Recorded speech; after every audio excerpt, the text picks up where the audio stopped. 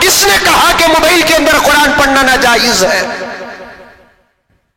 کس نے کہا؟ کیا دلیل ہے آپ کے پاس کہ موبائل کے اندر قرآن پڑھنا جائز نہیں ہے؟ میرے سال کے کئی دور الحمدللہ موبائل کے اندر ہو جاتے ہیں. میں بنگلور سے بیٹھ کر وجے واڑا یا حیدرآباد جاؤں کیا بیکار جاؤں میں؟ یہی تو الحمدللہ اللہ نے ایک نعمت بنا کر ہمارے ہاتھوں میں موبائل ادا کر دیا، اور آپ اٹھے بیٹھے مسئلے بیان کر دیے کہ موبائل میں قرآن پڑھنا جائز نہیں ہے. لا حول ولا قوت الا باللہ. پھر پوچھا جائے کہ آپ کو کس نے کہا؟ مفتی اعظم نے کہا، شیخ الحدیث نے کہا. کون کہا آپ کو؟ نہیں، امیر صاحب نے کہا. امیر صاحب کون ہوتے ہیں؟ امیر صاحب کا مقام کیا ہے؟ کس نے ان کو اس بات کی اجازت دی کہ وہ مسائل بیان کریں؟ نہیں، ڈنکے کی چوٹ میں کہتا ہوں، 5-10 منٹ میرے اس طرف چلے گئے، میں عنوان کی طرف آنا چاہتا ہوں. خدا را کبھی مسائل جاہل اور عابد کسی صورت میں بیان نہ کرے. موبائل میں قرآن پڑھنا جائز ہے، موبائل میں قرآن پڑھنا جائز ہے. ایک صاحب تو مجھ سے خود بحث کرنے لگے تقریباً 4-5 مہینے پر، نہیں، مولانا سعد صاحب نے کہہ دیا کہ موبائل میں قرآن پڑھنا جائز نہیں ہے.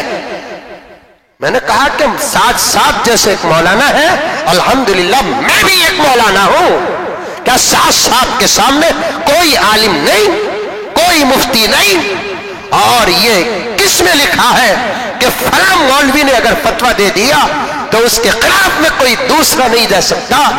وہ ان کا تفرد ہے. میں بعد اب ہو کر کہتا ہوں کہ وہ اپنا خاص مسئلہ بیان کرتے ہیں، وہ تو مسائل کی دنیا میں وہ بہت بھول چوک کرتے ہیں. ان سے فضائل سنو، ان سے مسائل نہ سنو. دعوت و تبلیغ کی تحریک میں صرف فضائل کی اجازت ہے، مسائل کی اجازت نہیں ہے. میں صرف بطور نمونہ کے نام لے لیا. مجھے کسی سے کوئی دشمنی نہیں ہے، کسی سے کوئی عداوت نہیں ہے، کسی سے کوئی بغض نہیں ہے. سب کا ادب کرتا ہوں، سب سے محبت کرتا ہوں، سب کا لحاظ رکھتا ہوں. جب بات حق کی آ جاتی ہے تو ڈنکے کی چوٹ میں کہتا ہوں بالکل غلط ہے. یہ جو کہا جاتا ہے کہ موبائل میں قرآن پڑھنا جائز نہیں ہے، یہ 100% غلط ہے. ہاں، میں پھر ایک مرتبہ آپ کے ذہنوں میں بات کو اتارنے کے لیے عرض کرتا ہوں کہ اگر موبائل کا پوچھ ہو اور اس میں ٹیمپر گلاس ہو، بغیر وضو کے اس موبائل کو ہاتھ میں پکڑ کر آپ قرآن پڑھ سکتے ہیں.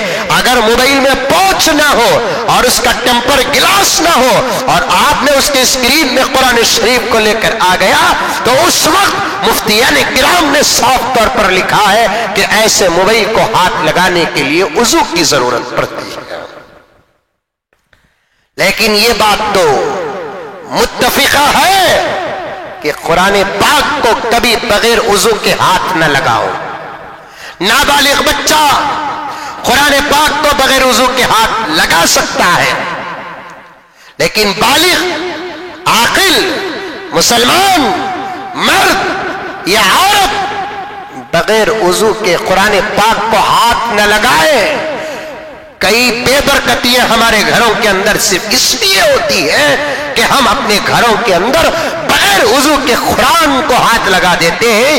عورتوں تک بات جاتی ہے، کبھی جالا مارتے ہوئے وہ سیڑھی رکھ کر چڑھتی ہے کہ یا ٹیبل یا کرسی رکھ کر چڑھتی ہے، اور جالا مارتے مارتے وہ قرآن کو ادھر سے ادھر رکھنا پڑتا ہے. تو اسی حالت میں قرآن پاک کو اٹھا کر پتا نہیں کہ وضو ہے کہ نہیں ہے، غسل ہے کہ نہیں ہے، دونوں صورتوں میں قرآن پاک کو ڈائریکٹ ہاتھ لگا دیتی ہے. بھائیوں سے بھی گزارش ہے، بہنوں سے بھی گزارش ہے کہ قرآن پاک کو جس گھر کے اندر بغیر وضو کے اٹھایا جاتا ہے اس گھر کی برکت کو اللہ رب العزت ختم کر دیتے ہیں.